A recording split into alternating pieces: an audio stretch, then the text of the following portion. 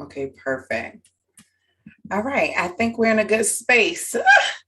Let me just go. All right. And then I'm a little tall today. I got one of those desks that go up and down. I don't know if y'all familiar with it. I didn't get a lot of sleep last night. Anyway, that's a whole different conversation. That's a whole different conversation. So let's get this call started.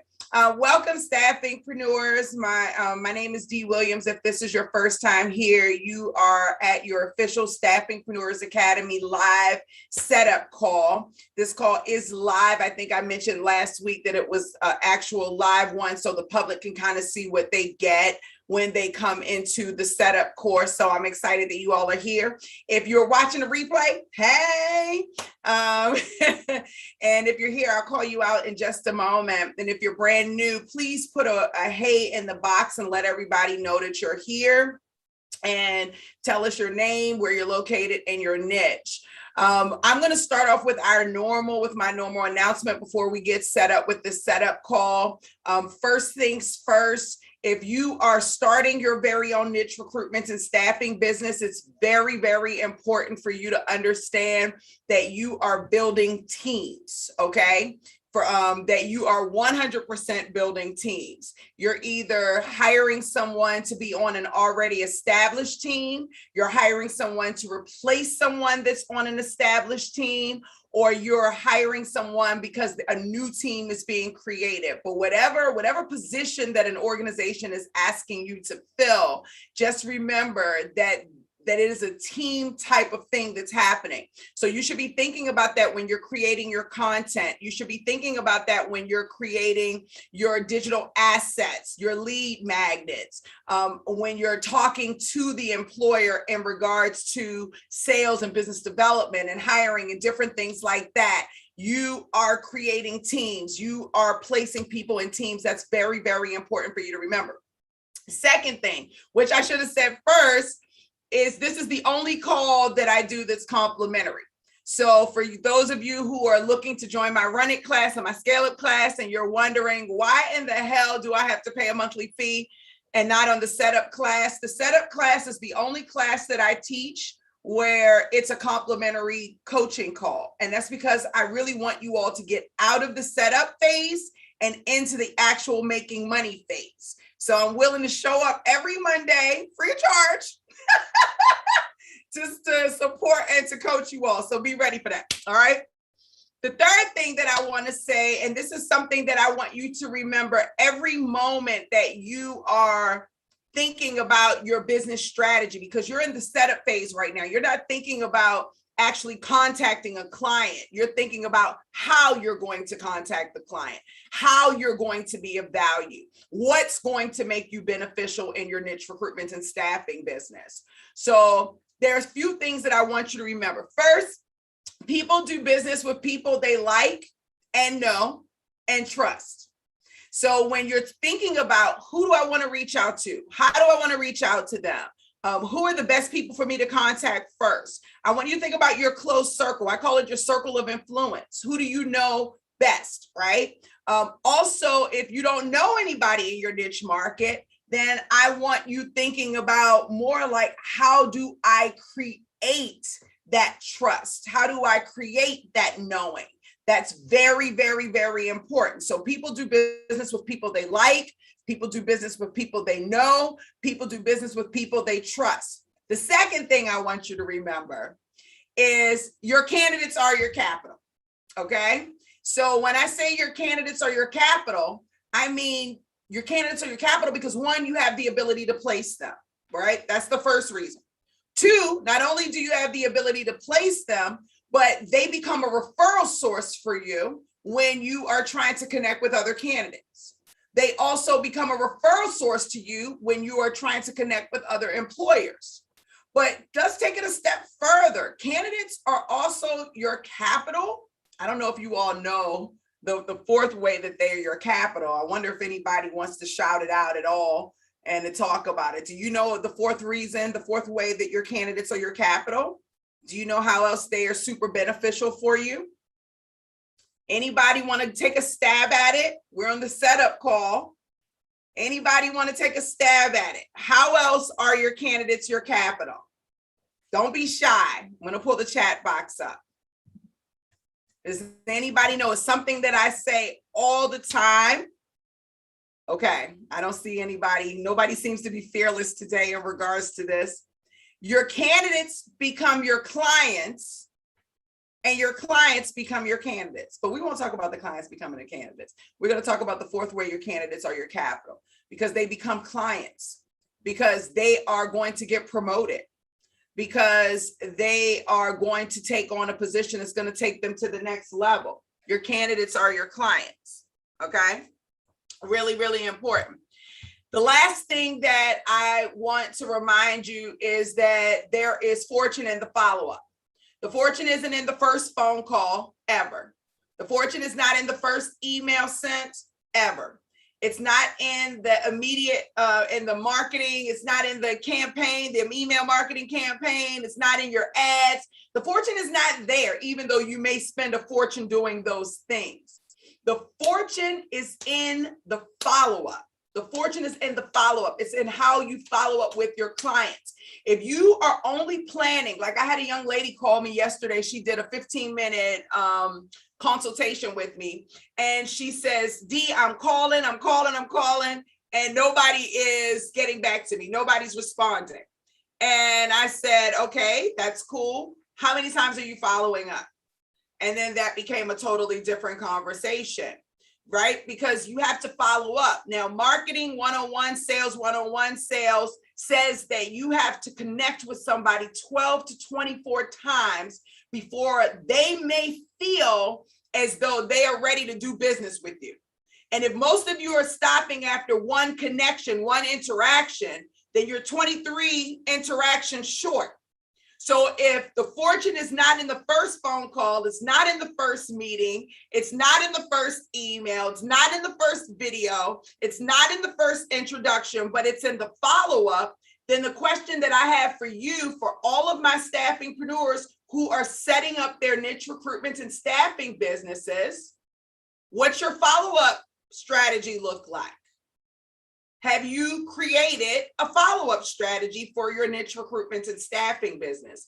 Or have you left that out to the side, right? If the fortune is in the follow-up, how are you creating a system with your sales, with your lead generation, with your candidates, with your conversations to where you're constantly following up if the fortune is in the follow-up? That's the question I have for you. Okay, so those are the things I want to remind you of.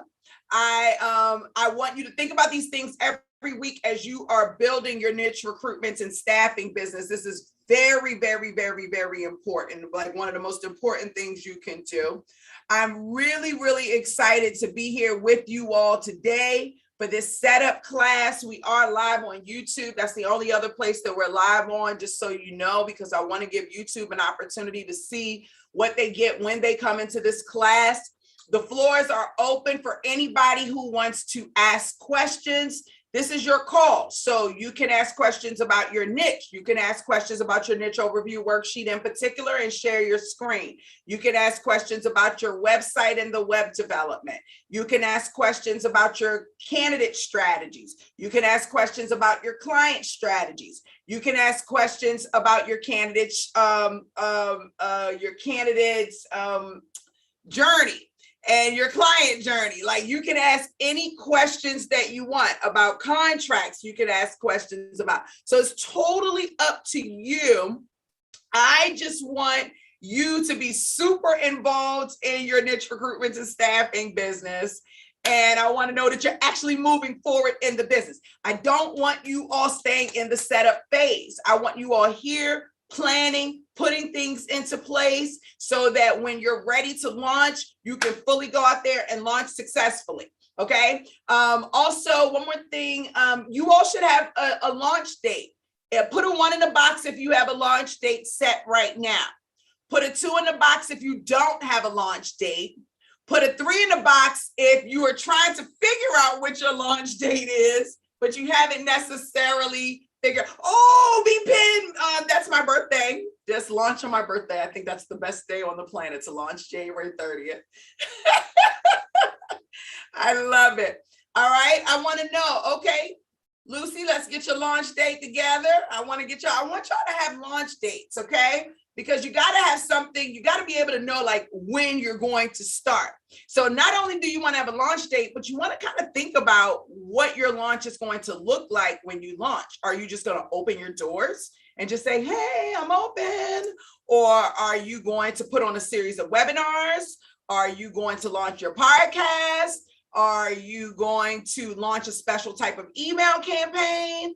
Or like, what are you doing? Are you going to be at, we had one young lady, she actually rented like a kiosk, Nikki, in the mall. She's in the healthcare space, and she had nurses like coming to her, what have you. People were coming by and she was getting nurse referrals. So like, what are you doing for your launch? It doesn't have to be granular, even though I think granular is great. It can be very simple, but what do you have planned for your launch date? How is it considered your launch? What do you plan on doing? How do you plan on showing the world that you're launching? That's a question that I have for everybody who has a launch date or is looking to establish a launch date. The other thing that I want to say is if your launch date is within the next 4 weeks, you want to get into the Run It class now, because the Run It class has a module that's a pre-launch module, which is a simple checklist to make sure you have everything you need in order to officially launch. Because in the setup course, y'all say y'all do, but then when you get in the Run It course, you're like, oh, well, wait, I should go back and do this, or I should go back and do that. So I want you to make sure that you join the Run It class now and start going through the pre-launch module to make sure that you're fully ready to actually do your launch. Please put all your questions in the chat box. I'm going to answer them all. I see Latoya's here, Shanita's here, B-Pen is here, Deanna's here, Meta is here. I got Charlene is here, Caesar is here. I got so many things in front of my screen. Denisha is here, and we're just getting fired up. I think Love is there. I don't know if that's Love on that 569672. But I think Love is there. So make sure you get your questions in. We have started. I want to welcome everybody, and I want to welcome all the newbies, and I want to welcome everybody who's chiming in live as well. Okay, we did have a couple of questions that came in. Happy holidays, Meta. Deanna said, hey, can you provide constructive criticism on my niche over worksheet? It's not complete. Yeah, you want to share your screen? Share your screen with us. I would love to. You just made my day, because this is the most important part of your business. And if you can get the most important part of your business right, having conversations with your employers and so forth is way better. Vipin, the Run It class is a little bit different. We actually do more of a coaching. So it's coaching 2 hours a week, every week. So it's more coaching than this. This is more of like a Q&A, if that makes sense. Okay. How do I share? Deanna is going to come in. She got somebody with her. Who's that, Deanna? Is that your son? My daughter. Sure, my daughter say hi. So it's more coaching. Okay, hold on one second. Like a Q&A. Hold on, that's myself going like, okay, perfect. Deanna, do you have, can I hear you? Yeah. How do I share? How do I share my screen? So on the bottom of your screen, there is it should be a button that says share, and then it's going to tell you, it's going to say which screen do you want to share. Okay. And then you can share your individual screen. And then just let me know. Hey guys, how are you? Say hi. Hey, how you feeling? You're so beautiful. Don't be shy. Don't be shy. She over there. That's your daughter? Yeah, it's my daughter. Beautiful. It says desktop 1. Is that the one? Too. Say it again. Is it desktop 1? Is that the one? Say it again. I'm sorry. Do I share my desktop 1? Yeah. I don't know how to do it. How many screens do you have? Just one. Yeah, share desktop 1. I don't think y'all can see my screen though. Not yet. You gotta share it. How do I do this? Vipin said he's planning to record and publish a course to launch a career. I hope you're doing that on the Reskillify platform. No, for real. Don't be laughing at me, Meta. I'm serious, Vipin. I hope you're doing that on the Reskillify platform. That's where all courses need to be. The #1 place to put your courses. That's the reskillify.com. So I hope you're doing it there. Tell me, Deanna, when you press the button, what did it say? It's saying, it's a hard stop. It's saying Allow Zoom to share your screen, open system Yes, preferences. you have to give it permission. So did you follow the instruction? It wants to know that you're giving it permission. So what's the question? It's saying open system preferences. Yeah, open it up. When I open it, it just shuts me off. It's like a hard stop. No, it should ask you to put in to unlock the screen. It should be something that pops up for you to hit the unlock button, and then you're gonna want to unlock that, and then you're gonna go scroll down till you see Zoom, and then you're gonna put the check mark next to Zoom. Do you see it? It's still saying. It won't let me do it. Tell me what it won't let you do? Oh, so it says desktop on the and it's like a triangle, like with a hard stop. But when I hit desktop, it's saying either cancel or open system preferences. But click open system preferences. Oh, it's saying go to security and privacy. Go to security and privacy. Okay. It's gonna give you the exact instructions. Okay. You got this. All right. Here's my settings, right? You totally got this. Here we go. Which one did it? It's camera. So it's on privacy. And then tell me what happened. So it says general. Click the lock to make changes. Right. That's exactly what you want. Okay. Okay, we getting somewhere. So when you click the lock, then what happened? It wants me to hit my password. So hold on. Put your password in. Now what they want you to do.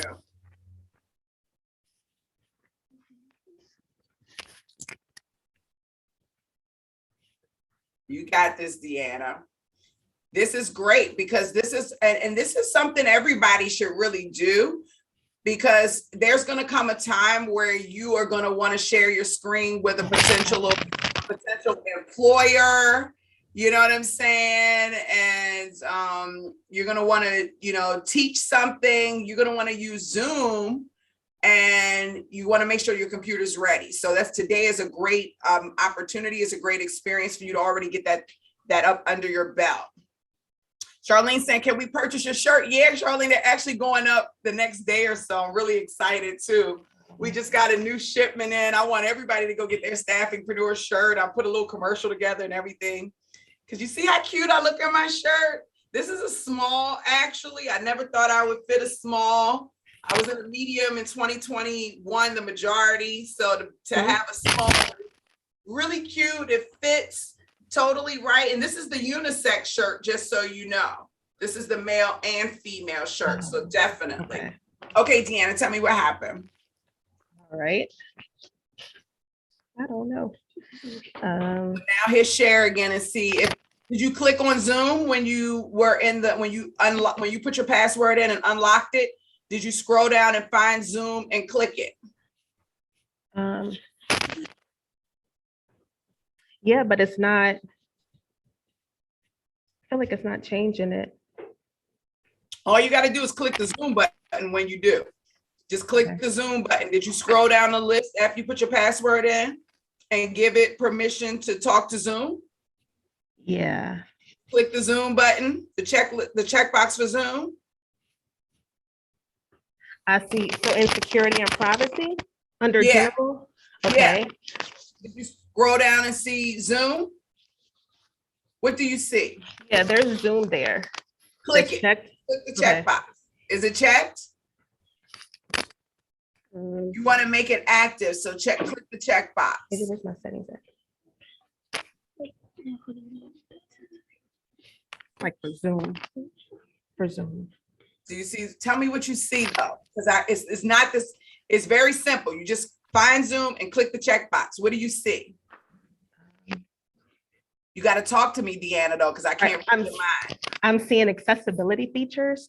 Okay, that's perfect. Is that right? Yes. Okay. Tell me what else you see. And then it says use keyboard shortcuts to Zoom. That's totally fine. Did you click Zoom? Is there a checkbox Yes. for Zoom? Okay. So at the bottom, do you see something that says save preferences or click It the says lock? like enable touch bar Zoom. Don't want that. I don't think so. I don't think. Oh, Hit the lock again. Do you see the lock? okay. I left the lock. It says Zoom style full screen. If everything is Okay. checked, then just close it out. Like, how do you All close right. it out? What's the saving mechanism? So I just closed. Okay. Should I try again? Try again. Hit Okay. share. If it doesn't work, that means you didn't do it properly. Okay. And I'm really proud of you. So all right, here's the lock, and it keeps asking me to put in my password. But when I put in my password, it's not changing anything. But you're thinking it's not, but when you click Oh, the Zoom link, then it is. I want you to go back to Zoom, and I want you to hit share. all right, which is in the meeting right here, right? Go back to Zoom in the meeting and hit share and see what happens. That's the only way we're gonna know whether or not you accept it. I'm hitting share. Do I go back to desktop? So hit it to share and see what happens. Okay, I hit share. Okay. Oh, hold on. What hold share on. do you want to? Where do you want to share? Desktop. But when I hit share, it says open system preferences. That means you didn't do it right the first time. So go back to system preferences, and then I'm Okay. gonna have to let other people in because we only have 30 more minutes. All But right. you gotta go to system preferences, and you gotta hit yes to Zoom, and then accept that and save it. It might even make you restart your computer, and then you Okay. come back. But I would love to share. Okay, I'll come back. Oh, I'm not sure who asked the question, how did she join the call in the Zoom in the first place? You can join the call, but if you're trying to share something, like when you're trying to share your screen using Zoom, your system wants to know, especially if you're a Mac, and I think she's a Mac user, but your system wants to make sure that you are giving it permission to share video and audio, and she just doesn't know how to do that, and that's okay. That's not like a normal thing that everybody needs to, that everybody knows how to do. But I do want her to know how to do it, because when she's ready to use Zoom to talk to her clients and to do Zoom interviews with the candidates, that whole situation is going to happen again anyway. So I would rather her do it right here, right now, while she's with me, and I can walk her through it and be patient with her, than for her to be fiddling at the last hour when she's like literally in front of an employer or a candidate. So I would like for you all to have patience with her, as I am, because everybody has started somewhere. You understand what I'm saying? And that's what this class is about. It's the setup, it's the startup. Everybody's not on the same page. And I know that was asked with love. So I'm just giving an answer with love. Give me 1 second, Meta. I know you're ready. Yeah, it's very, very, very important, to be honest with you. Let's see, what accountants and attorneys do you recommend? So we have a list. If it's not in the academy, which I'm almost sure it is, I want you to go into the Facebook and just do a search and just say accountants and attorneys, because all the staffingpreneurs have listed this thing a million times. Now, we're leaving the Facebook group and moving into Reskillify, and I'm not in a rush to do that yet, because I'm trying to figure out like how to make that happen seamlessly. So I want to make sure that the mobile version looks great for you all. I want to make sure that the notifications are there so you know when someone is commenting.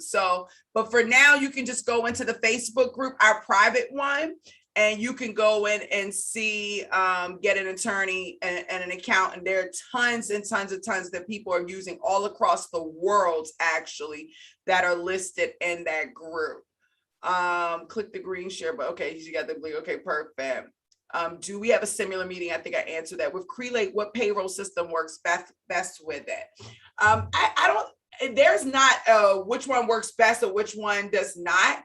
Most people, I won't say most people, everybody has their own preference when you're talking about a payroll system. Most people that are using a payroll system are running their own payroll. But if you're not running most of my clients aren't running their own payroll. Most of my clients are getting funding from TempPay, and TempPay is running the payroll on the back end. So are you running your own payroll, LaToya? Do you have your own funding? No, I was going to use the resources that you had, the funding, but I was just because the current company that I'm working with, they had no ATS system. So I ramped up the whole place, 100 team members with just DocuSign. Yeah, no, we're not doing that. So we use Crelate, so we have Crelate in place. Yes. But if you're using funding, like if you're using TempPay or you have somebody funding you, they're going to have their own payroll system. All you need to do is make sure that Crelate talks to them, whether it be exporting information out of Crelate or whether you're using the open API on the back end to communicate for Crelate to communicate with the system that you are working on. It doesn't matter. Like that's kind of how it's going to go. Now, if you're running your own payroll, like in your bank account, and you're trying to connect Crelate with your bank account, that's something totally different. And we can 100% do we can go in and figure that out. But if you're using a funding company, they're going to handle your payroll 100%. And they work with Crelate, obviously, They too. can work with Crelate. They're just going to probably ask you more for timesheets because like Crelate's not taking your timesheets in most instances. So whatever payroll system that you're using, they're the ones that's actually taking the timesheets. So when you set up with your payroll funding company, they're going to say, hey, this is the timesheets that we use. And then that your candidates will go through those timesheets. You're using more Crelate, not to track the person's time that's working, but more to track the hiring process. Oh yeah, absolutely. I've actually went through a little demo with them, but I wanted to ask just one really quick question because I have to go at 10. Is why is it that you prefer Crelate over Paylocity as your ATS, human resource information system? Paylocity is not a staffing software. Paylocity is a payroll system. Crelate is an application. ATS though, but I know you said that Crelate is just the best, and I absolutely trust you. But don't you help us with something with Crelate as well? Yeah. Like you can use any applicant tracking system that you want. I'm not anti any ATS. Yes. I prefer Crelate for people who want to come into my platform and they want the quick system. Like Crelate and I have just created a system that will work very fast to get you all up and going. I also feel like it's very robust for the pricing. Whereas things that you get at an enterprise level platform, Crelate gives it to you as a small business. Yes.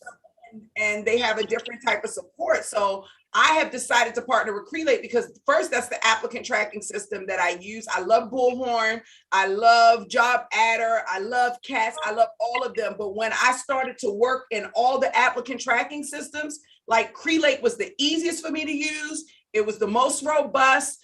The support was the best. So for me, I love Crelate, and that is what I actually use in my company. So when Crelate reached out to me and said, Dee, we're willing to discount your clients. And at one point, I got to make that announcement. They were doing the setup. Now we do the setup if you want our setup because of their new guest release or whatever. But that's another thing. They came out and said, hey, we'll help do a setup specific to your Staffingpreneurs, your D. Williams setup. And I'm going to tell you, everybody who's gotten the setup and has just followed my process, they're winning. So that's why I choose Crelate. They're easily customizable. I know exactly how I want it customized and to generate the income that's needed. So that's why. But you can use any applicant tracking system. No. I really want to follow your pro, and I went through and the demo, and I've sat in so many ATS as an HR professional. But this company's finally getting Bullhorn. I mean, I don't know what they were doing, but I know for a fact, just ramping up that one building that I ramped up was $860,000 a year. They're going to. That's insane. I love Bullhorn. That's Bullhorn is definitely I love. I feel like if you're an enterprise level company, you should be on a Bullhorn or iSIMS or something like that. But if you're a startup, you're just getting started, and you're getting to the point where you're trying to get to 0 to 10 million. And Crelate supports way further than 10 million, first of all. But I'm talking about for my staffingpreneurs who are getting started. I want y'all to have everything for the least amount of money. Okay. But the level of quality that a Ronstadt or AMN has. I want you all to have that. So that's why I choose Crelate. Okay. But of course, you can do any applicant tracking system. You just have to be responsible for customizing it once it comes to you, because all ATS come raw. Yes. Thank you so much. I love you, Latoya. I'm Love excited. you more. You know, I was in Vegas. Oh no, I didn't go to Vegas. I wanted to go to Vegas. No, I was gonna go to Vegas, but I didn't go. But I definitely thought about you. I was gonna You go. guys better come to Vegas because they're shutting the world down again. So we're going to be the only playground anyway. Just so y'all Well, listen. I'm definitely trying to get out the country. I Time said, for your hair, for your inches. Okay, let me get off here. I feel an itch for sure. Okay, I love you, Latoya. I appreciate you. Okay, Deanne, I see that you got your screen shared. Shanita, it's Tempay, Tempay, and Larry is the guy that I work with, and I'll put his contact information in the chat box if you need it. Hey, Ronaldo, glad to see you. Hey, Goddard, glad to see you. Okay, so right now, Deanna is sharing her screen. Let's look at this that's exactly right. Let's look at this. Let's look and see what you got going on, Deanna. You want me to just scroll down or? Yeah, I want to see what you got. And tell me where you feel like you might not be feeling good about your niche overview worksheet, because I'm going to tell you what I see change. I want it constructive, and I just want to make sure that I'm being niche enough. Okay. It's okay. I'll kind of let you see it, and then I want to make sure that I'm not doing all this work in vain. I agree with that. Scroll down. Let me see what you got. Okay. Okay. So here's the beginning. Yes, Premier Elite Healthcare Staffing. Okay. I got excited. Healthcare is actually $1 trillion industry. So go back to your stats. Okay. I'll do that.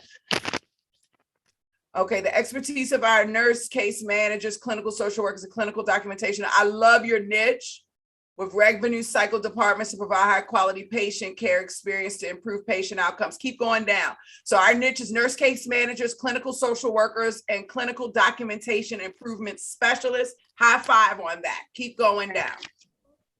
So you've got Richmond, you've got Miami, okay. You've got Atlanta, Austin, New York,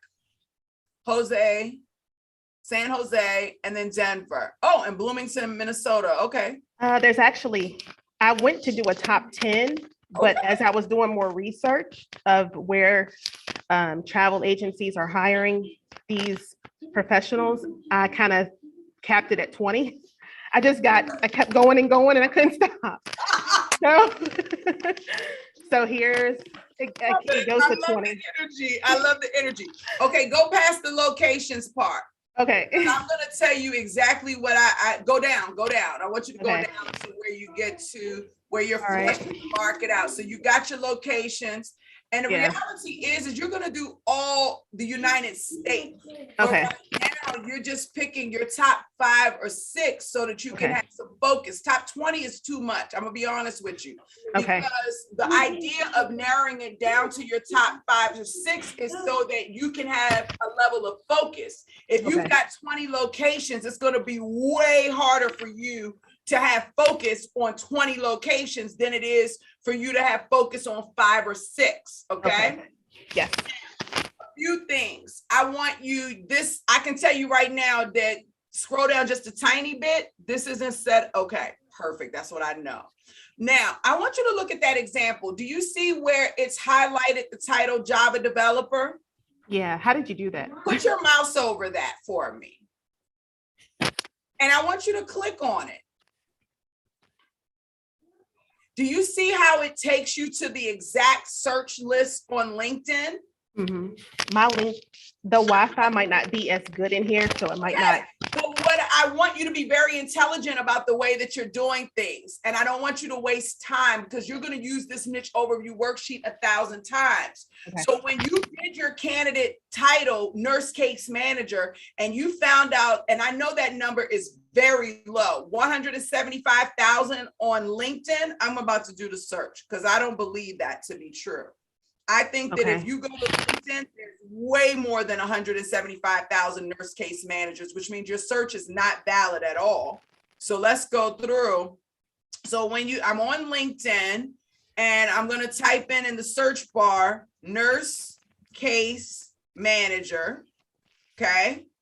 And the search I got back when I clicked on people is, okay, it is right. You're 100% correct. I apologize. It's 170,000. So copy that link. I'm going to put it in the chat box. That's right here. Oh, okay. So I did it probably in a different way. So this is the LinkedIn search. This is the resume Indeed search. This is my Google salary. And so I can just click into it. Okay, don't click into it. Don't click into it. I see what you did. You just made it, and that's fine. I made it different. Yeah. Yeah, just different. Just your sheet is going to be way longer than the average person. So what I did with the Java developer is I just highlighted the title, right clicked, or used the hyperlink, and then I added the hyperlink there so that I could preserve my spacing. Okay. You see what I'm saying? So when you went into LinkedIn, you highlighted the copy your LinkedIn link. Okay. Copy it. Now copy it. Now highlight the words nurse case manager. Okay. Now right click. And then highlight it again, and then your drop down should come up. Right click. Hold on. I don't know. Right click, and then you should have a drop down. Okay, so maybe your screen. So go into highlight it and hit insert at the top. And see where it says links, LINKS under, yep, click that. And then link, and then paste. Oh. Control V, and then hit okay. Now you can delete the LinkedIn one. Oh my gosh. Okay, thank you. Okay, now this is fire. A little shorter. Okay, now scroll down. Now, when the same thing with Indeed, I would do the same thing. So I would just copy the Indeed, copy the LinkedIn. So I like your salary. Scroll down a little bit more. But I got to tell you something. I'm going to give you a secret right now. Mm-hmm. For your salaries, you have your salary range 50 to 102K, salary hourly $25 to $51 an hour, and then you have the average salary rate for nationwide. But in the next couple of weeks, you're going to create your pricing sheet. When you create your pricing sheet, you're actually going to need the pricing for every location and potentially in a range format and or a single number format. So it really is smart to go in for every location that you have and to say, this is the salary range for a junior to mid-level person in Richmond, and this is the average hourly rate. This is the salary range, exactly. That's and do the hourly rate. So you got to convert it to hourly as well, because staffing is an hourly bill rate, whereas if recruiting is more of a salary piece. So you need both the salary and the hourly rate. Does that make sense? Yeah, 20 locations is too much. That's a lot. That's a lot. And you may fill people in 20 locations. That's okay. But we're talking about creating the niche overview worksheet in a way that makes it seem doable for you to be able to go out and start having conversations versus seems like, oh my gosh, the whole world is so overwhelming. Do you see what I'm saying? Yes, thank you. So I would pick your top 6 locations. And I say 6 locations because it's your current location or wherever you're located at, so that you can physically go to those locations. And then you're going to choose the top 5 locations in the country, because you already know that like those are very active locations. Okay. Now, some people strategize and say, I don't want the top 5 locations. I want the top 5 rural areas where people aren't at, because these companies are hurting. And I feel like I can get to them. I can get clients and contracts a lot faster. I just got to be able to find people who are willing to go to these remote areas, so that the location It's dependent upon what your strategy is or what your thought process is around your strategy. You could be looking at the top 5 locations in the country. You can look at the top 5 locations that are most underdeveloped. You see what I'm saying? Mm-hmm. You've got to define what those locations are and why you're choosing those locations. How does that benefit you and your strategies that you're trying to implement? Are you fired up? I am. Thank you. I would have been spinning wheels on the wrong stuff. So I'm glad you're. Okay, scroll down a little. I don't want to take all day. Okay. I'm scroll down. Okay. So just X out some of these locations. Yeah, no, I love the work. Listen, the more you know, the more powerful you become, the better conversations you can have with your hiring managers. You will never ask the question, D, what do I say to the client? Because you're very much so in the know. Okay. You clicking that search, do me a favor, click that Google search. I love that you put that on there, but I would have rather you have put the number and then hyperlink the link versus you putting the whole link, because what's the number? Okay. What's the total number? Scroll down. Is this right here? Scroll down. No, that's not the number. Okay. Okay. So that's because I was wondering how you would. That's not how you find out the total number of case managers.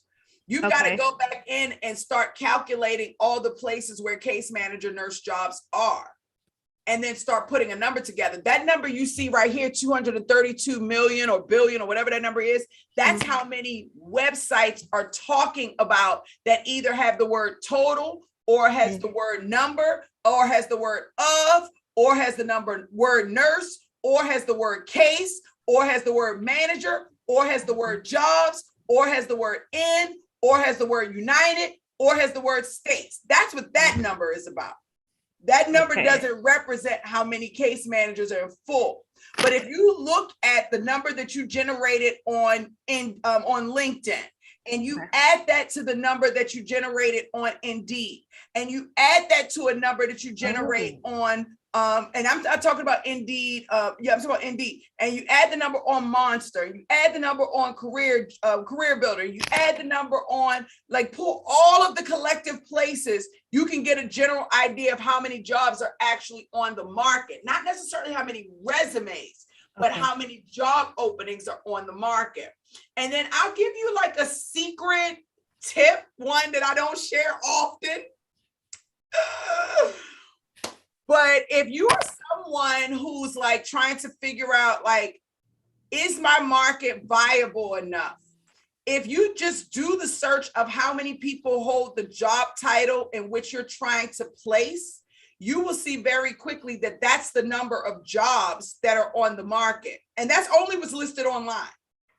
So, and I have to tell you this because there's a misconception that people think, hey, if there are 10,000 jobs openings posted online, then there are 10,000 job openings on the planet. And that's not true. If there are 100 million people who have the job title software Java developer, then there are at least 100 million Java developer positions on the market. How many jobs are being posted by a job board or a social network does not define how big your market is. It doesn't define how many open jobs there are. It only tells you how many people chose to post their job at this moment in time. But I want to understand how many jobs there are as a whole, right? So yes, I want to see how many jobs are open according to the job boards based on right now in time. But when I scroll up, Deanna, because when you go up and you look and you say there are 700,000 nurse case managers, honey bunny, there are at least 700,000 nurse case manager job openings because every one of those people can be replaced. That's not including the companies that want to add on to the new team. Okay. But at the bare minimum, every one of those people can be replaced. Does that make sense? Put a 1 in the box if that makes sense to you. I need to know that it makes sense to everyone. The number of jobs that are posted online does not define how large your market is. It just defines how many jobs are open right now. Okay. Okay. Scroll down. Keep going. You're on fire. Okay. Scroll down. You're on fire. I want to get to all right here. Let's stop right here. So problems being solved for your candidate. What's keeping them up at night? What concerns do they have? What goals do they have? They're saying heavy workloads, volume and complexity of patient load, poor collaborative efforts with other healthcare providers, challenges of working with vulnerable patient populations, lack or limited coverage from insurance companies, insufficient community resources, compassion fatigue, and forming highly valued, respectful relationships within multidisciplinary teams and with patients. First of all, I love this. That's probably the most, out of every ones that I have seen visually, it's the most comprehensive from the perspective, and you didn't list the same things. 1, 2, you weren't lazy with it. You were very specific. What I challenge you to do is to put a dash behind problem number 1, heavy workloads, volume and complexity of patient load, and expand on that. Let me tell you why. Whoever's going to write your content is not going to have a clue what heavy workloads mean. Whoever is doing your social media marketing is not going to have a clue about what heavy workloads mean. Whoever is creating your lead magnets and your digital assets, they don't have a clue. If you hire somebody who's brand new, who's never done this before, they don't have a clue. So this beginning work, this setup work in setting up your niche recruitment and staffing business, you want to make sure that you expound on it. You have the topic, which is heavy workloads. Now you want to expand on that from a candidate's perspective. And then what'll happen is when you start to work with different organizations who are going to help you manage your business a little bit differently, who's going to help you flesh out your campaign, your marketing campaigns and your branding strategies and your digital assets and all of that, they will have something to work with. They have 7 different digital assets here where they can bring in additional nurses who feel passionately about the fact that they're working in heavy workloads, who feel passionately about poor collaborative efforts, who feel passionate about the challenge of working with vulnerable patient populations, who feel passionate about lack or limited coverage from insurance companies. Does that make sense? Yes, it does. Okay. Thank you. Now, scroll all the way down. I want to see your employer section, and then we'll roll off of this. And then we'll bring Meta in really quickly. Okay. Okay. I want to see your employer section. I'm very proud of you. I've got one client, their niche overview worksheet is about 80 to 100 pages.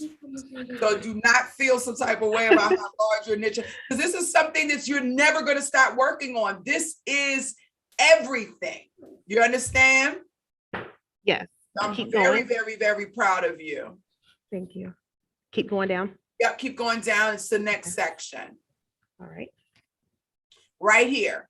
Company type. So you're working with hospitals only. That's what it sounds like. But that scares me. Let me ask you, are they the only organizations that hire the 3 positions that you're looking to fill? No, but I thought that we should only. Go ahead. I don't want to talk over you. Sorry. I thought we should only focus on one company type. So I didn't. No, you can focus on up to 3 company types. Okay. So dialysis. And I'll tell you why I don't want you solely focusing on hospitals. Okay. Because hospitals have a different trajectory when it comes to doing business with them. There is a lot more things that you have to go through working with a hospital than maybe some other type of organization. So I would like to see you focus on hospitals and 2 other types of company types so that you can have some diversity. It may take you 2 years to get in a hospital. It may take you 3 weeks to get into a clinic or whatever the case may be. Does that make sense? It does. Okay, so I want you to open that up. Scroll down. I like your further clarification. I've already read that. That looks great. Now you got me fired up because you already knew it. Oh, Deanna. You got me fired up. I mean, I can list a lot of them, like doctors' offices, but no, just these are then you can have these are perfect Because now you can talk to the hiring managers within the dialysis centers, the hiring managers within the insurance companies, the hiring managers within the hospitals. Those are 3 different digital assets that now you can create. When people tell me, D, I don't know what to say to the client, the first thing I say is, you haven't fleshed out your niche overview worksheet. Because if you have, you would know exactly what conversations you want to have. And they're going to be specific to the types of organizations that you're looking to do business with. This is smart planning. When you're talking about people coming in and starting a staffing business and they're doing research, it's like they're doing stupid research. I'm just going to be real. Stupid research. The niche overview worksheet is very deliberate research being done for your organization so you know exactly who you want to talk to. Okay, scroll down. All right, nurse case manager. That's the hiring manager? No, did I do that wrong? I did it wrong. Okay, so I need to. Who reports to the nurse case manager? So they report to the team leads. It depends on how big the hospital. That's who we're doing this information on. Okay.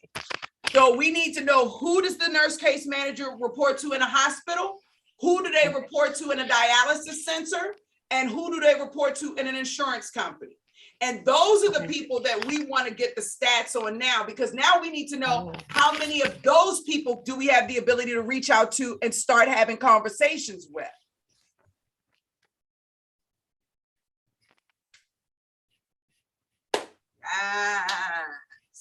Okay. That was a couple of hours of the day. That's okay, Deanna, because this is the way you understand it better. So that's, you see, that's the sample, right? Yeah. Okay. So the case manager director, go down, scroll down. Okay. Scroll down. All right. So it's 1.2 million case management directors. 3,400 of them are in Richmond. How many are in Austin? How many are in Miami? How many are in Scranton? How many are in Albuquerque? How many are in New York? How many are in Atlanta? How many are in Portland? How many are in Baltimore? Hey, babe, just stick to 5 or 6, okay? Oh, please. I know. Okay. But listen, let me tell you why you want to know how you want to ask the question. So maybe you want to do something specific for the case directors. Scroll up so I can see, for the case manager directors in Austin. Maybe you want to have a specific event. Maybe you want to do a postcard campaign for only the people in Austin. Maybe if there's only 300 of them in Miami, maybe you're going to send an edible arrangement to all 300 people. Like, when you're able to break your market down based on your top locations, you can start to create specific strategies for those hiring managers in those locations, versus you trying to create a strategy for 1.29 million people. Do you understand what I'm saying? Yeah. What did you hear me say? Based off of the location, I can kind of cater my strategies. Like, let's say for Austin, Texas, which is one type of location, to, let's say, Seattle, Washington, which is a different location. But I don't know how I would cater them. How would I cater them? But that's question number 2. But question number 1, when you think about it, it's like, how many hiring managers do I have the ability to connect with? You said here on LinkedIn alone, you have the ability to connect with 1.29 million case management directors. In your brain, Deanna, how are you going to do that? That number is way too large. Right. So what we're doing is breaking it down by your top 6 locations, right, so that we can see, okay, well, how many are in my top 6 locations? And then you can start looking at each location and say, okay, if there are 3,400 in Virginia, what will my budget allow me to do with 3,400 hiring managers? Can I put on a networking event? Should I put on a webinar? Can I send an edible arrangement? Can I create, comic book strips for all 100 people? Can I send New Year's Eve bottled wine to all people? Can I send, you see what I'm saying? Okay. You can look at 3,400 people is way different than 1.29 million people. Right. Now, and then you can start having just like a different thought process about exactly what you want to implement for that specific group. And then you can say, okay, well, in the North, in New York, they're a little more rough around the edges. They and they are. I love New York, but they're a little more rough around the edges. Whereas if I go to Atlanta, they're a little bit more Southern. So Atlanta, I want to be face to face. Whereas if in New York, because they're so rough, I think I want to start with an email campaign that's going to hit all 3,400 of them and talk about something that's happening in the community or in the area specific to New York. I don't know what your strategies are going to be, and I'm not here to create them for you. But what I am here to do is to help you to see that the information that you need is available to you. And when you put it on that niche overview worksheet, it allows you the opportunity to go in and to start looking at your market a little bit differently and to start tackling different areas as a strategy versus trying to tackle the whole market as a strategy starting right out. Does that make sense? Yes, it does. Okay. Thank you. Okay, let me see your problems and your people and your business problems, and then I'm going to open the floor. Okay, this is the Not right there. I definitely want you to expand. Your people problem are perfect. Talent shortage, talent retention, skills gap, lack of diversity, employment engagement and productivity. I love it. Your business problems, create value-based system, high quality patient outcomes. If I don't see in the healthcare space someone talking about high quality patient outcomes, I know they did not do real research. So I'm really proud to see that. Strategic planning, team building, communicating, managing, confronting. I'm going to tell you that creating a value-based system, I feel like it's great. Strategic planning, I feel like it's great. Team planning, communicating, managing conflicts, performance, they all seem very people generated. They all seem people focused. I'm talking about the business. Like these case directors, they're working in a specific type of business. And for you, you're telling me that they're either in a hospital, a dialysis center, or an insurance company. So let's break this down. If you are a case manager director in an insurance company, what type of problems are you all having? Forget people. What type of business problems are you having in an insurance company as a case manager director? What type of business problems are you having as a case manager director in a hospital? What type of business problems are you having as a case manager director in a dialysis center? Those are three very different types of problems. They're not the same. I promise you. There may be some similarities amongst the three, but hospitals function very different than the dialysis center, than an insurance company. So why would an insurance company need to hire a case manager director?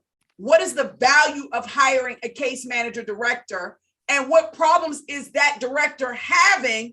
What's keeping him up at night? How does he keep his job? How does he get promoted? You know, those are the things that what's making him antsy. That's what I want to know. The people problems, every freaking organization on the planet is having people problems. And they're listed all here. But you don't have people problems without having a business problem. Because you don't need to hire people if there's no business. Okay? So I want you to dig a little bit deeper into the business problems. And then I want you to expand a little bit so whoever's supporting you with this information can actually create content on your behalf and without you having to go back. That's also another value add of your niche overview worksheet. You're doing all the hard work in the very beginning, not later on down the line. I'm very proud of you, Deanna. You got a little bit of work to do, but you're very close to where I need you to be. High five. Thank you. Hey, y'all give Deanna some love. Give her some love. She is literally, it took her a lot to get the screen shared. I'm sorry. Sorry, y'all. Oh, I'm teasing you. But she actually put a lot of work into her niche overview worksheet, probably more than a lot of people on this call who didn't really understand how to bring that niche overview worksheet to life. She really had her finger on the pulse. And I got to ask you a quick question, Deanna. like going through the niche overview worksheet, did you find value in the work that you were doing? Because I can kind of see, okay, at first, when I first started the class, I was kind of like, which direction, where do I even start? How would I make a phone call? How would I email? And then as I started to do the worksheet, I was like, oh, okay, I don't know much. I still don't know anything, but but I have an idea of how this could be a roadmap of where, or like a foundation of where I want to go. Yeah, it's Thank definitely you. going to be the best foundation for your business. I'm really excited to see you take this thing to the next level and to grow your staffing business. Yeah. Okay, I won't freak out. Thank you. I appreciate you chiming in, Deanna. That's awesome. Thank you for Meta, your help. come take us to the next question. How you feeling, Meta? How you doing? I'm good. Awesome. How's your holidays? I was sick as a dog, like literally. I don't Oh. know if dogs are sick. That's probably ignorant, but like I was so sick. I was under the covers for days upon days upon days. So I'm feeling now. I feel amazing and I'm fired up. You But blowing now. I don't know. yeah, I'm ready to take over the world. But over the last couple of days, I've been like head over the color wig on the wall. It's like, Lord help me, just make sure I live through this. But anyway, how was your holidays? What you do? Yeah, pretty good. Just with the family. You know how I go. Just hanging out. Yeah. Back and forth to Jersey and stuff like that. But I'm good. Oh, that's awesome. Okay, Yeah. awesome. What you got for me today? So you actually covered a lot of the questions that I had with Deanna about fleshing out that niche overview worksheet and things like that, and the team building. And I had to jump off the call for a few minutes because I had another call, but I'm gonna have to watch the replay because I think he was like breaking down some of the stuff that I had questions about. But so I'm just gonna skip those questions. But the only thing that other than that was the create your sales process worksheet. Okay, It was missing. That's all. Like Oh, yeah. the sales process. Is it a worksheet for it? Yeah. It's a worksheet for that? I don't remember having a worksheet for that, but okay. Let me go and look and see if we have something for it. If there's no sheet attached to it, then it may not be a worksheet for it any longer. Because when we first had this class, it may mean for you to create your own sales worksheet. Because when we had this class initially, I think I told you all I was very, very, very hands-on with the Staffingpreneurs, like 100% hands-on. And I just don't have the bandwidth to do that any longer, unfortunately, which is one of the reasons why I'm really excited the way Reskillify now allows you to kind of put your stuff into the sheet, into the electronics checklist, so I can go in and check as I need to. There's only two things that I really want to check before anybody actually really launches. One is their niche overview worksheet, and the other one is their website, right? How they have their website positioned. Those are the things that are most important to me, because you can't market properly. That's how you generate the majority of your business, is through marketing, right? And then also that niche overview worksheet is your foundation. So I'll look to see if we have a sales strategy sheet. If we do, you better believe I'll add it and won't think twice about it. But if it was something that we did, some years ago, and because a lot of stuff we did also was on the Trello board, and people don't do well with the Trello board. Yeah, that was the next question that I had, because it's still on the last call you said you were going to update the master copy. So you just write that down for Listen, Meta, you got to stay on a D Williams, because let me just see if I actually have that version. Like, I ain't even logged in, so that just goes to show you I'm unruly. You got to stay on me when it comes to that, because I was a little in my feelings that everybody had messed up my Trello board. Yeah. The people didn't follow instructions. If you want to learn like D Williams' biggest pet peeve, don't follow instructions. See, you get a whole different version of D, okay? And that's definitely what happened. But let me just look and see if I have because I think I do have a copy of that board, to be honest with you. But I don't know. We'll have to see. You gotta, Meta, you gotta send me a message because I don't want to do it through this call. I'm Yeah, I sure actually that did. I definitely have a board for that as well, but just send me a message and then I'll go back and upload it, okay? I sent the message on Reskillify. You sent it to the help what's that? desk? Yeah. Okay, then they'll tag me then. They haven't tagged me Okay. yet, though. That's what made me think it wasn't sent, but they'll Okay. tag me. Okay, what else you got? Yeah, so like I'm in the process of fleshing out like the lead magnet part. Okay. And I'm just trying to figure out where my market hangs at, like the hiring managers. So do you have any tips as far as that?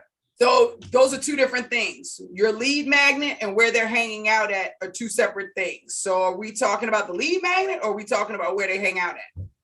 Like figuring out which lead magnet to use to get in front of. That's the third thing. That's the third thing. So can you explain that a little bit then?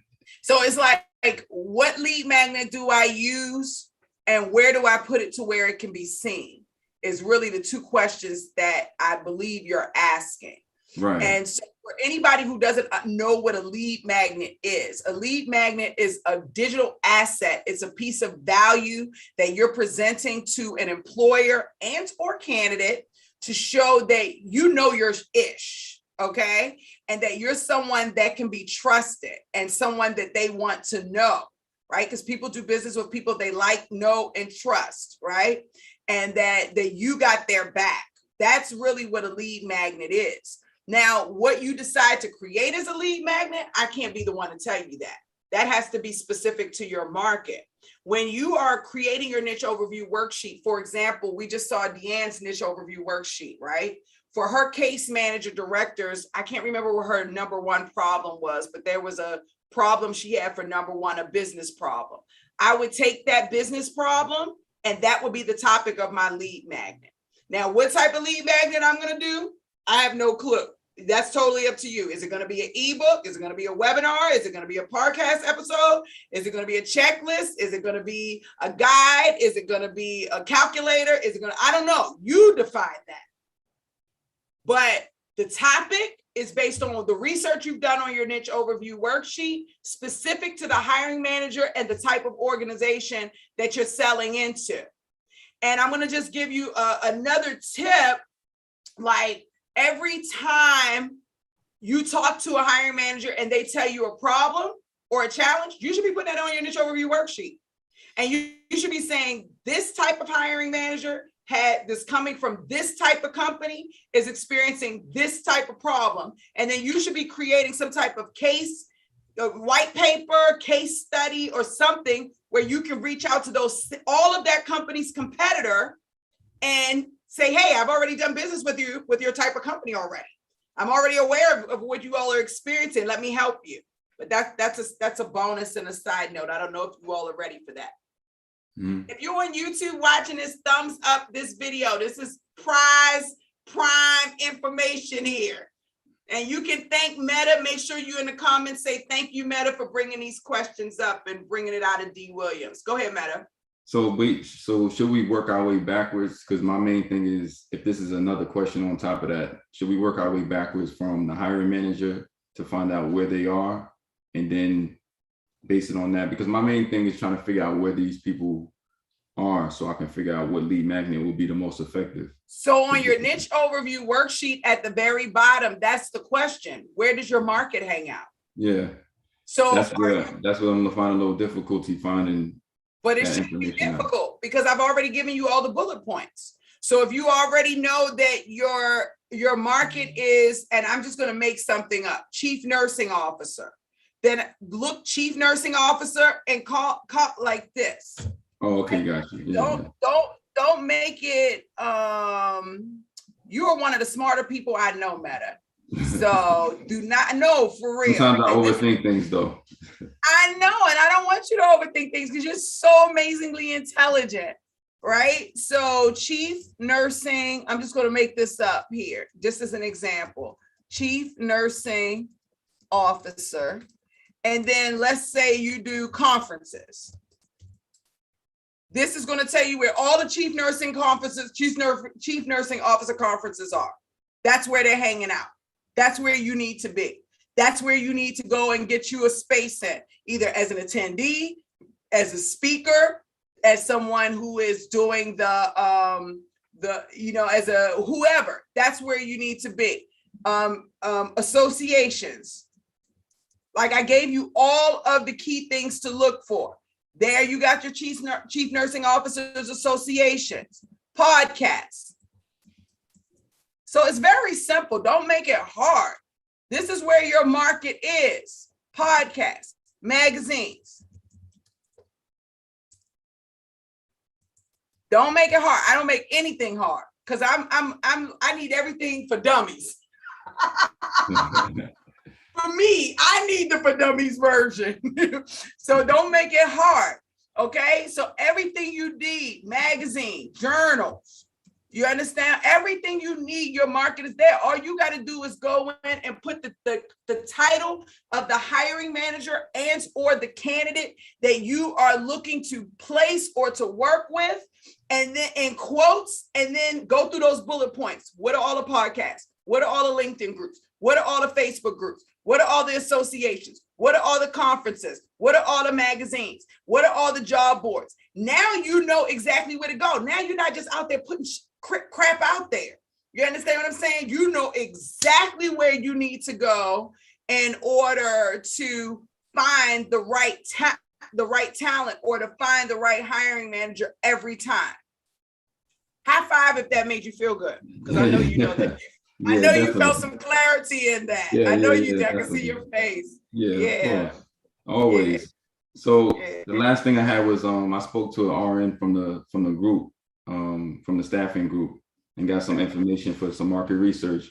So I think we kind of covered a little bit of the information that she gave me and how to go about like choosing the specialties that I'm going to be placing. We covered some of that information on some of the other calls, but if the specialties that we're going to be placing is determined by the client, like how deep should we be going about those, picking our specialties if, and building the team building if we're in the setup phase? So the specialty isn't created by the client. You create your specialty, or you define what specialty you want to support, and you go after clients who are looking for that specialty. Okay, if a generalist will take whatever the hiring manager gives them, and they'll function in a very reactive manner trying to fill those roles.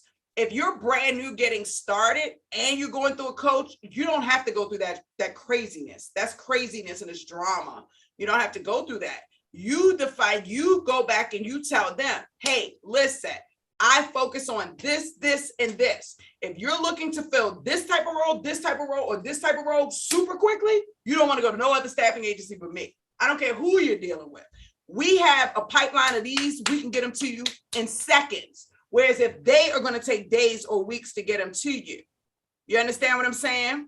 And that way you start building your reputation in the industry as somebody who can service these types of organizations with these types of positions with ease.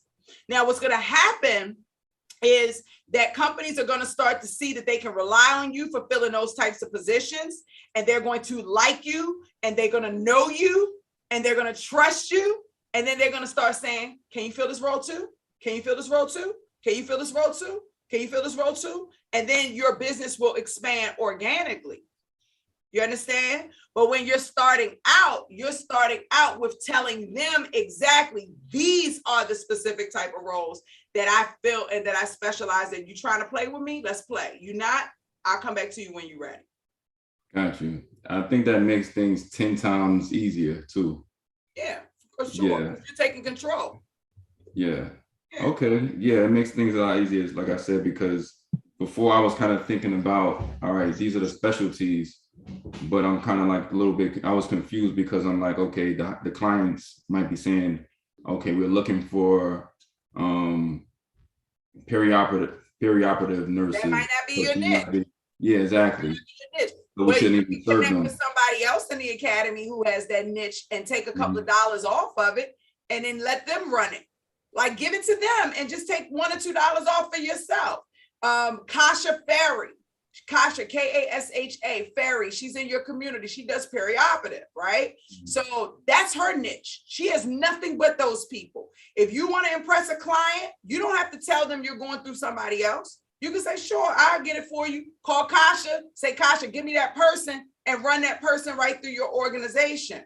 Or give it directly to Kasha and tell Kasha to give you the for you giving her the client, give you $3-4 an hour off of that bill rate, so that you have that extra income coming in. So you don't have to turn a client down because you don't have something. But I do want you to be very upfront and honest with that client and let them know that this is my specialty. This is what I can feel very fast and on the spot for you with my eyes closed. Anything else you ask me for, I'm gonna have to put a little bit of work in. All right, got you. Yeah, that makes sense. I don't know if you're a genius or just experienced, or maybe both. Both. Thank you. I love you, Pooh. I'm so glad. You always bring great questions to the table. So I love that, y'all. That was Meta. Y'all give Meta some love, because he always brings questions to the table that we're just like, what? I didn't even think about that. Meta, what are you doing with that genius brain over there? Okay, Deanna said, can I ask just a couple of questions before we end? Do you recommend using credentials, MSN, LSCW, et cetera, on business cards as an entrepreneur? I don't think there's anything wrong with that. I think that actually adds to your the validity of who you are. So if you want to add that, you can. Do we need a lawyer or an agency like Legal Shield for a staffing business? Okay, this is a great question. You can start off with a Legal Shield, but Dee didn't say this. Guy Kiyosaki said this. Okay, not D. Williams. Okay, y'all can tag Guy. He said this. The most important people you hire first is your attorney, your lawyer, your CPA. And I think he said your financial advisor too. Those are the people you hire first before you hire your assistant, before you hire anything else. And I 100% agree with him, because you don't know who you're dealing with. Now, this is something I have to tell all my staffingpreneurs who've been an employee their entire life, and this is your first go around as being an entrepreneur. You and I, we both think that everybody is like us. We think that everybody's ethical. We think everybody's upfront, and everybody wants to do good business. But let me tell y'all something. That's not how the world works, okay? The people that you least expect to be the ones that F you over will be the ones that F you over, okay? So my worst experience was a staffingpreneur who came into this community, paid $25,000 to work with me. She was a nurse practitioner, one of the most people that you feel like you can trust the most, right? And a pastor's wife. She was a nurse and a pastor's wife. I didn't do a background check on her. Why would I? She's a nurse and a pastor's wife. She stole all of my content, built a whole website telling people that she could help them start a staffing business, used all my verbiage, get fired up, become a staffingpreneur. I mean, word for word. And was stealing like $65 million, stealing stuff from Medicare, Medicaid. Got a whole article, Department of Justice lawsuit, the whole nine. I had to use my attorney. I couldn't use Legal Shield. Okay. So here I'm thinking that I'm coming in, walking in here thinking I'm impacting people's lives with the most purest heart, right? Because I've been an underdog. I want to help people win. Only to come to find out that she had a whole ulterior motive when she picked the phone up to call me. Her ulterior motive was to take advantage of me. So you need an attorney. You can have, what is it called? Legal Shield as a backup and all of those things. You need an attorney. You don't know who's real. You don't know who's fake. Everybody is not going to be on the up and up with you. People are going to actually lie to you in your face. I went to this woman's office, met this woman's husband, spoke great things about her mom, and she was still a effing crook. Do you understand? And I'm telling you, I was sitting back like, what? WCF? WCF, a pastor's wife and a nurse practitioner? Those are the two safest people you think you'll be able to find. So you don't know who you're dealing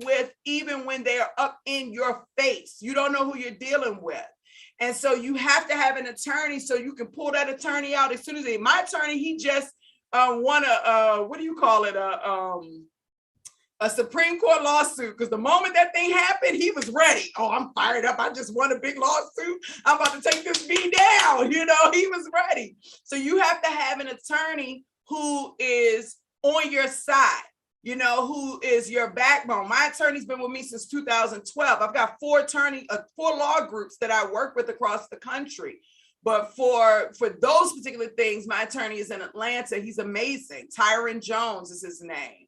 And yeah, and you just got to have a nice, great attorney who will be there with you. And I would say, like, love on that attorney. Send them holiday gifts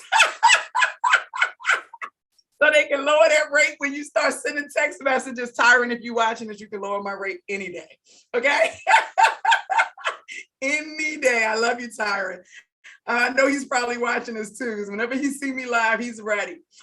Good stuff, Deanna. So definitely you can do a legal shield, but have you an attorney on the back end. You definitely need that. Okay. Hey, Dee. Hey, who's this? How are you? Hey, this love. Dee, can you share that number for, hey, happy holiday. Love, happy holidays.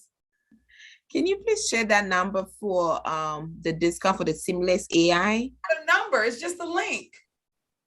Oh, I never got that link. Can you share it here? It's in the Facebook group. I don't have it on me. It's in the Facebook group. I mean, not in the Facebook group, on the, go into your checklist, into your academy, log into Reskillify and go into the checklist. It's in there. Okay. Thank you. I don't have it offhand, but I know it's definitely 100% in the group. I love you, love. I love Love. She's amazing. I love you, Dee. I love her. She's so amazing. Shanita Tempe. Okay, got it. The number to get the Seamless. Just got that. I was able to jump on. Oh, bye, Carol. I love you. How do we know if our niche is small enough? I'm doing healthcare and I'm making my niche post-acute care centers.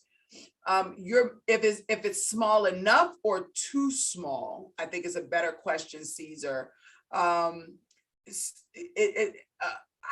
I would say you want enough people to where you can run a strong email campaign every day of the year.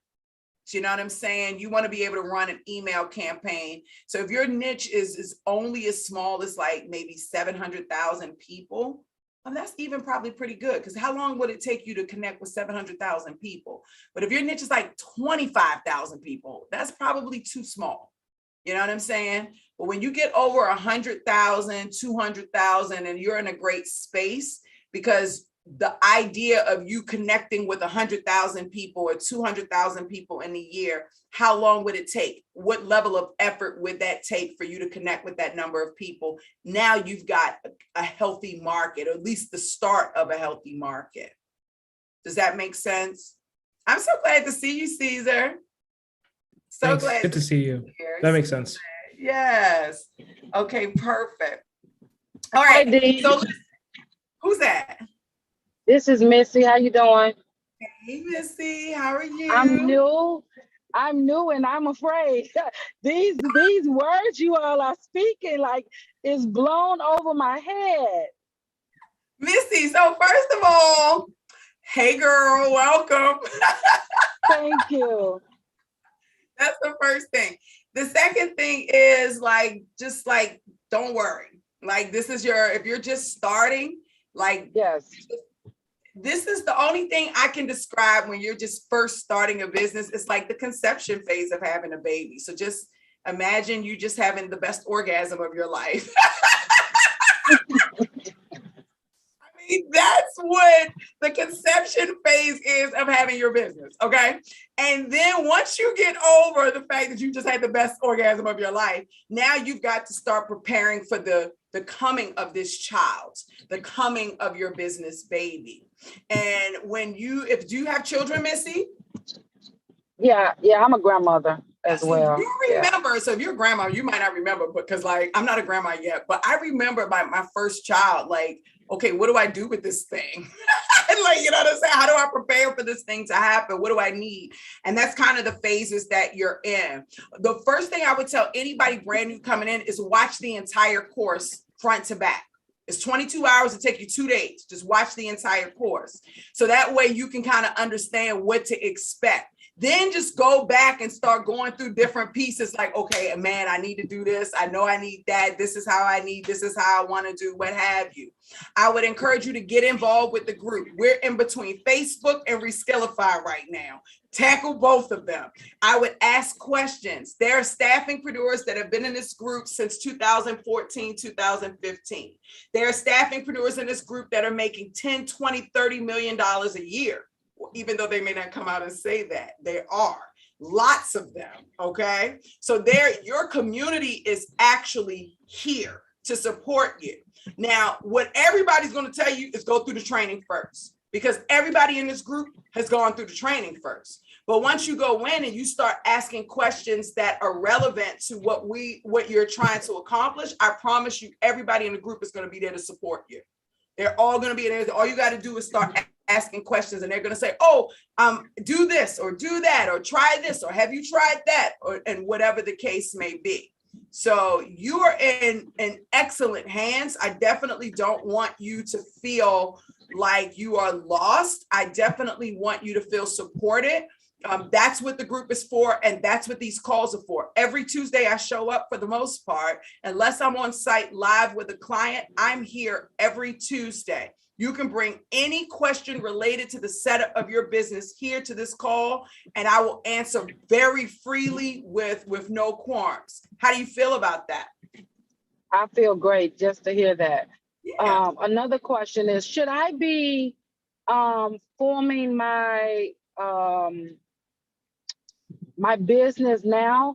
Because I'm in the state of Indiana, but most of my clients will be coming from probably everywhere, but I want to do staffing because my husband works for a staffing agency now. And so he has been doing that for years. So I want to go into staffing, but I want to go into like the work release centers and stuff like that. What's So your niche in particular? What's your niche in particular?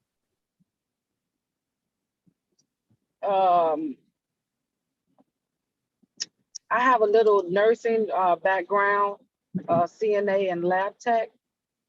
So I'm really not quite 100% sure on which direction I should go in. When you say going into workforce centers, though, what is that about? Because if you're talking about CNAs and healthcare, they don't go together with workforce centers.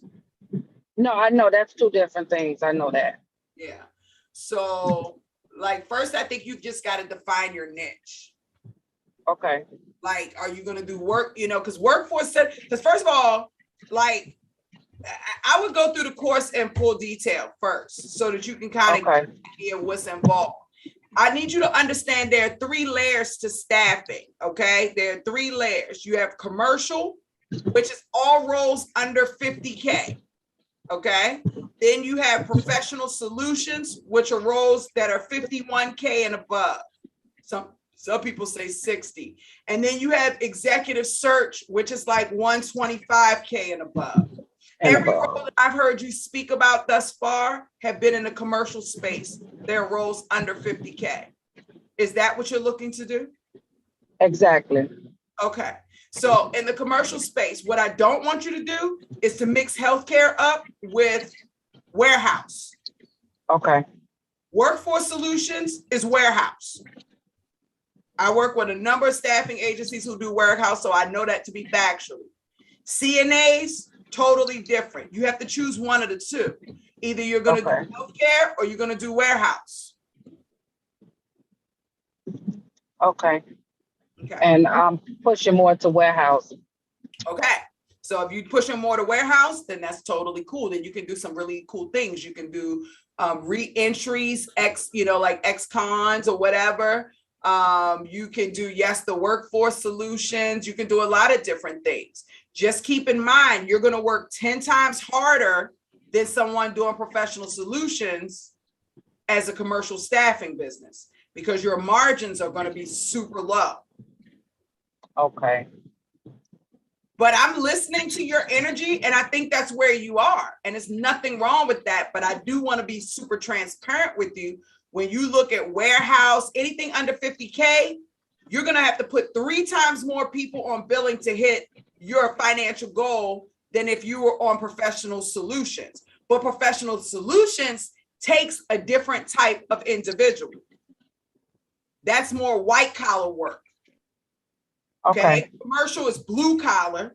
Professional solutions is white collar. So if you feel like, you know what, I don't talk like white collar, I don't have the energy of white collar, I don't fool with them people, that ain't my thing, stay in the blue collar space and rock it out.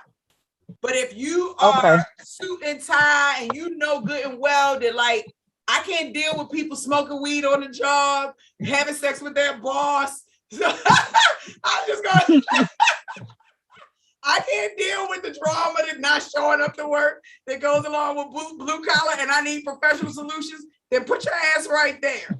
But you need to be where you feel comfortable.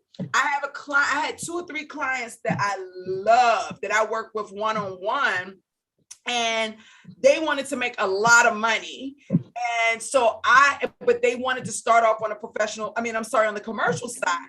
So I was trying to migrate them to professional solutions so that they could realize their goal. But after a while, I realized very quickly, like they can't even have conversations with people on a professional solutions side.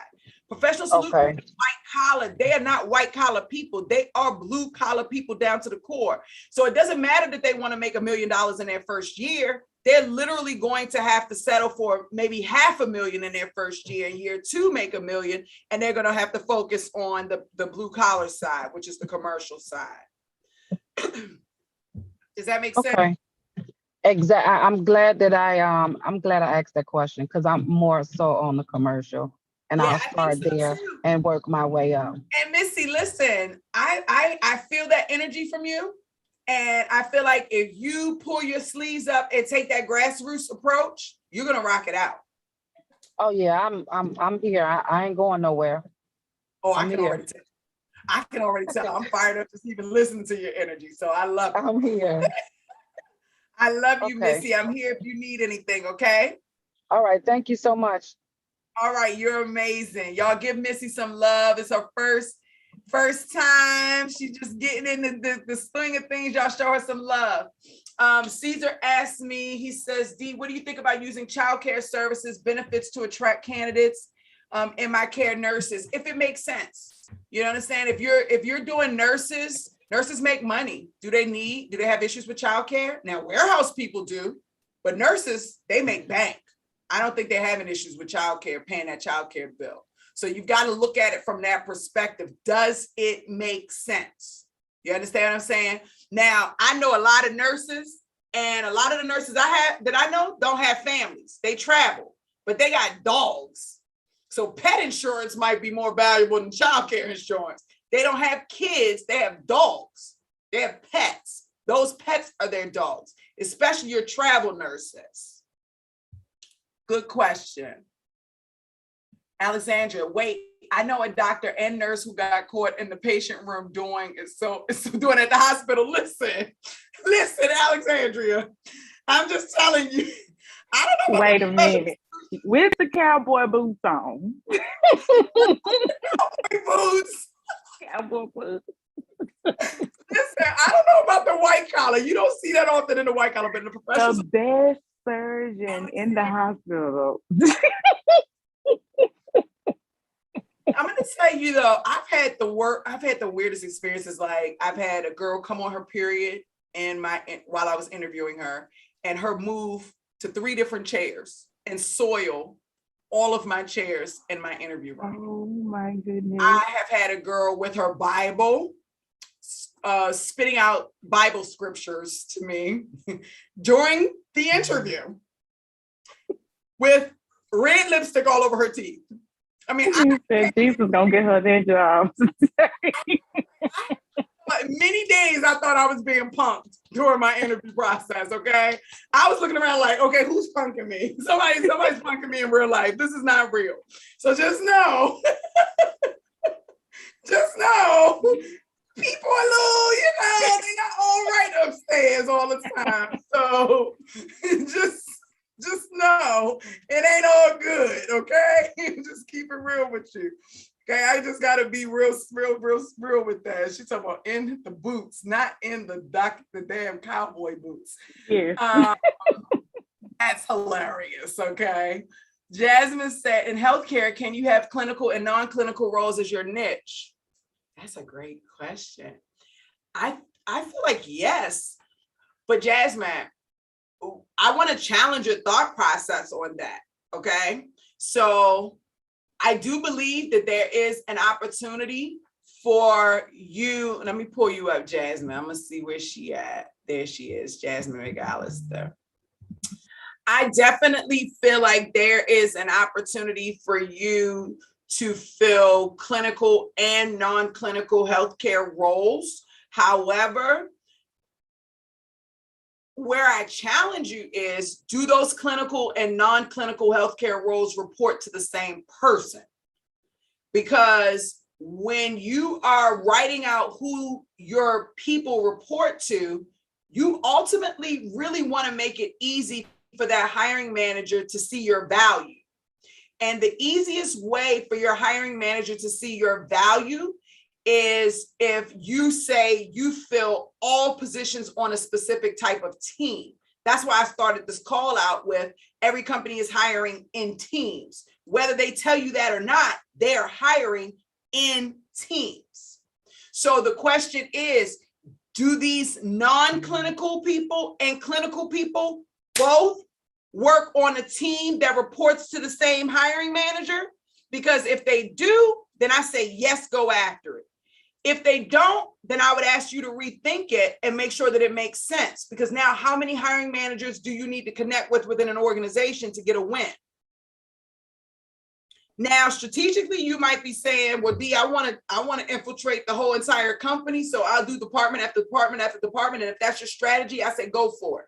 But if you're looking for, like, how do I easily transition into an organization and I am being seen as someone of value, then I would 100% think about, like, yeah, how do I place a team? Talk to me, Jasmine. What's your thought? I want to hear what you have to say. Hi, how are you? Oh, I'm great. How are you? Good. So for instance, and this is just an example, because I'm still trying to decide what my niche is and be satisfied with it. But for instance, let's say you have someone, you're trying to go into the industry of emergency department. Let's say you're trying to contact people, hiring managers who manage roles for LPNs, nurses, technicians, and maybe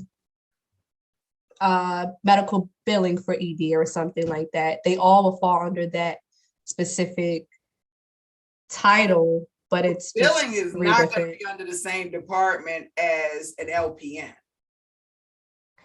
I'm talking about in reference to emergency, though, not like this, not the hiring role, but just the field.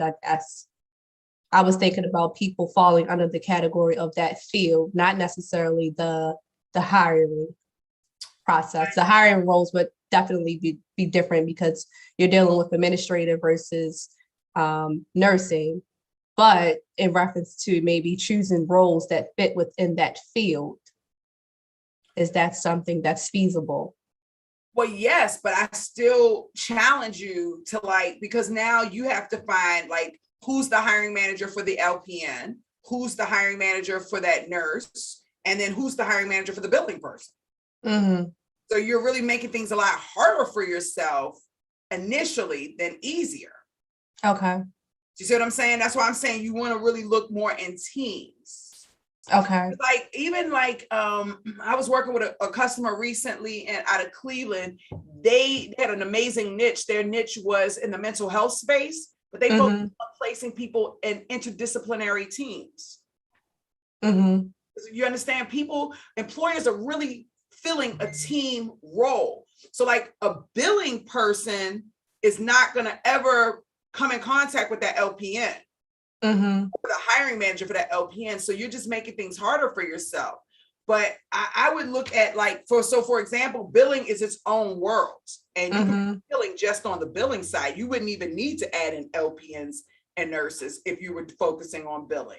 If you're focusing on LPN and nurses, they probably have the same hiring manager, and I could totally get with that, unless that nurse is not clinical. If she's non-clinical, then 9 times out of 10, she's not going to be engaging with that LPN unless she might be, and I'm not a nurse, but just working with from the nurses that I work with, then she might be like a case manager potentially. But you want to be able to have conversations with a hiring manager where you can say, I can fill this position, this position, this position, or I can fill your whole team. I see.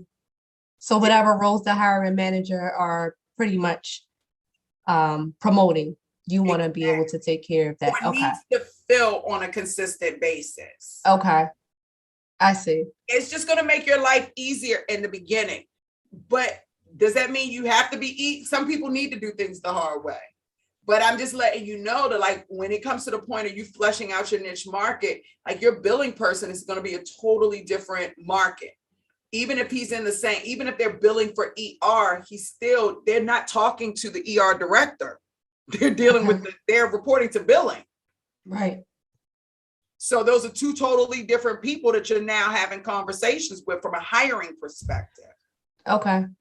So I want you to make it make sense for the hiring manager. Okay. I want you to not only make it make sense for the hiring manager, I want you to make it make sense to the point where he feels like he don't need to go to AMN. He don't need to go to cross country. He don't need a VMS. All he needs is you. Do you see what I'm saying? I see. Thank you. Yeah, of course. I love you, Jasmine. Y'all love you too. Some love. She's awesome. She's about to rock it out. You can tell just by the questions that she's asking. I absolutely love it. Y'all give her some love. I had a question here. Does it matter the field you want to do, like childcare? It does not matter. Every field is hiring. Every field is hiring. You just have to figure out what your specific niche is going to be to support that space. Okay, we're about to close out here in 1 second, y'all. We're about to close out. I know Jasmine's rocking it out, y'all.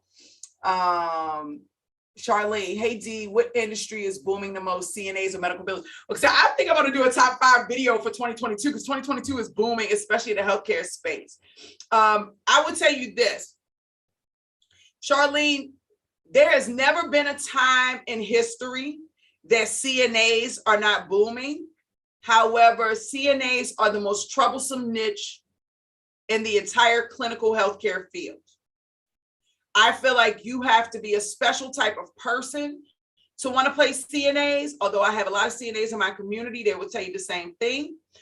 I also feel like with CNAs, they're very much so blue collar, and you have to expect similar interactions with CNAs as you would a warehouse worker. If your energy is not a blue collar space energy, I would say stay far away from CNAs. If you have a white collar energy, some of you are super articulate, super high end, require your business to project a super level of quality, you do not want to touch CNAs. They're going to F up your business. But if you're that person that's like grassroots on the floor, will cuss somebody out in a heartbeat, girl, get your A over here and start this project. You know, that's what CNAs need. They are different ball game. So I just want to start there in all honesty. And I love CNAs, but they require a special type of person to be able to play with them. Medical billers, I'm going to tell you, if you focus on a medical billing staffing agency, you're in the right place, because there's not one company who can't live without billing. Okay, so it's a very, very quick way to integrate niche market is through staffing agency, through medical billing. So that's a very, very, very good one. It's 10:48. We've been going almost 2 hours. You all have been so on fire this week. A few things that I want to say before we close out here. One, I want to say Happy New Year. 2021 is officially over. I showed up almost 52 weeks this year to this class to support staffingpreneurs. Some who have come in here fired up and ain't ish with their business. Some who have come in here fired up and made millions immediately. And some who are just still sitting here because they're too scared to go to the next level. But what I want to say is I'm very thankful for each and every one of you all trusting me this year, allowing me to be into your space, allowing me to help you grow your businesses. I really appreciate you. This is our last Q&A call for 2021. We will be meeting the first week in 2022, but I wanted to just say thank you. I'm so grateful for you. I'm so thankful for you. I'm more thankful for you all believing in yourselves, stepping out of your comfort zone to start your own business than I am of you all trusting me as your coach. Like, I feel like if God put it in your heart, or your idea of the higher power put it in your heart, that it's 10 million% meant for you to do it. And when you don't do it, you are hurting because somebody is actually waiting to work with you, specifically Meta, you Jasmine, you Alexandria, you Love, you Caesar, you Missy, you Charlene, you Sharnita, you Lisa. Okay, you, Brittany, like, is somebody out here specifically waiting to work with you? So if you do not launch this business, you are hurting not just yourself, but others out here in the world. So I'm very, very, very humbled and thankful that you all are believing in yourselves enough to step out of your comfort zone and actually launch this business. I'm excited. 2020, I just want to let you know, New Year's Eve, I will be live. We are bringing in the new year, 2022. Each staffingpreneur, we have a goal, we have a mission, we have a theme. We are building courses to support our employers and to support our candidates in 2022. Be ready, okay? And we're doing it on the Reskillify platform. So be ready, step by step. You don't have to worry about it. I'm about to teach you, okay? So just know it's happening. I think that's everything I want to say. Try to put your comments in Reskillify and not the Facebook group, because we're definitely transitioning over to Reskillify full-time 100%. I want to close that Facebook group down. We've had so many success stories this year. So many staffingpreneurs hit their $1 million mark or more. We started out with Miss Elsa, who did 3 million in 3 months this year. She gave us that in March of this year. She started in January. She was training with me last year through November and kicked it off. And every other staffingpreneur who is taking this business seriously, for the most part, has hit their $1 million mark, with an exception of few who are just getting ramped up. My goal for you all is to see you all hit $2 to $5 million, because my market only goes to about 5 million, and then you don't really need me anymore unless you want me. I work with startups up to 5 million, 7 million to get them to go beyond that space and to actually in the multi-million-dollar space. I get them to the $10 million mark. All right, so that they can flourish. I want to see each and every one of you there. One of the most amazing things that happened to me this year very quickly is being able to take a lot of the staffingpreneurs that I worked with last year and to now train their employees this year. I have cried, literally cried tears a number of times this year. Every time I walked into a staffingpreneur's office or started a Zoom call where I am now training their staff, remembering the first phone call that I had with them where they were saying, I got this idea of starting a staffing business and I think you can be the one to help me. It's one of the most rewarding experiences that a person can have as a coach. And I do plan on slowing down my one-on-one coaching in 2022. But the one thing that I will never slow down is training you all's staff. I think for me, I have found my joy. Just seeing you all go from idea to now being somebody's boss is one of the most beautiful things that I've ever experienced. So I'm always thankful to be on that journey. I hope each and every one of y'all are going to have a rock-ass, kick-ass new year. Are you kidding? 2022 Staffingpreneurs is our year. And I hope each and every one of you all are fired up and ready to take on the new year. Y'all give each other some love. Yes. That's what I'm talking about. Okay, now that I've screamed everybody out of my office, I love y'all. Happy New Year. I will see you all next Tuesday at 12 noon Eastern. Don't be late. I am probably going to go live next year as well for the first class, and then we're private for the remainder of the year. Just a heads up. I love y'all. Thank you so much. Replay will be in Reskillify. Happy New Year, and I will see you all next week.